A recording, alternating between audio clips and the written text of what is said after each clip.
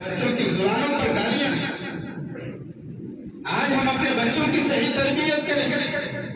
گالی کو انسان معمولی کھیل سمجھنے لگتا ہے اور کہتا ہے کہ یہ گالی سے کیا ہونے والا ہے، صرف یہ جملہ میں نے کہہ دیا۔ میرے بھائی اور بزرگوں، روایتوں کے اندر آتا ہے ان الرجل لیتکلم، فرمایا گیا کہ انسان کلام کرتا ہے، آدمی کلام کرتا ہے۔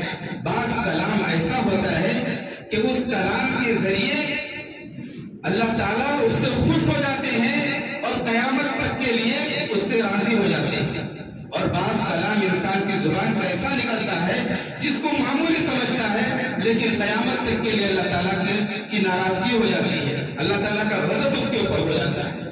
تو اس لیے میرے بھائی اور بزرگوں، اپنی زبانوں کی حفاظت کریں اور اپنے بچے کی صحیح تربیت کریں کہ ان کی زبانوں سے گالیاں نہ نکلیں۔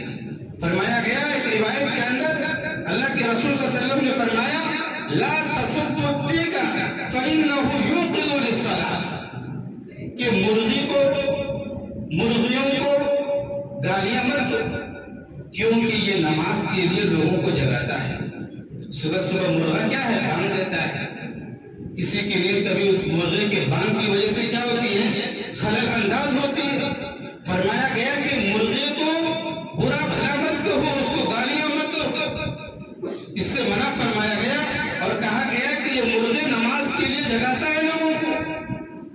اسی سے ہم اندازہ لگائیں، جب مرغے کو برا بھلا کہنے سے منع کیا گیا ہے تو انسان تو اشرف المخلوقات ہے، اللہ کی مخلوق میں سب سے اشرف انسان ہے، اس کو اگر ہم گالیاں دیں گے، اس کو اگر ہم برا بھلا کہیں گے تو یہ کتنا بڑا جرم ہوگا۔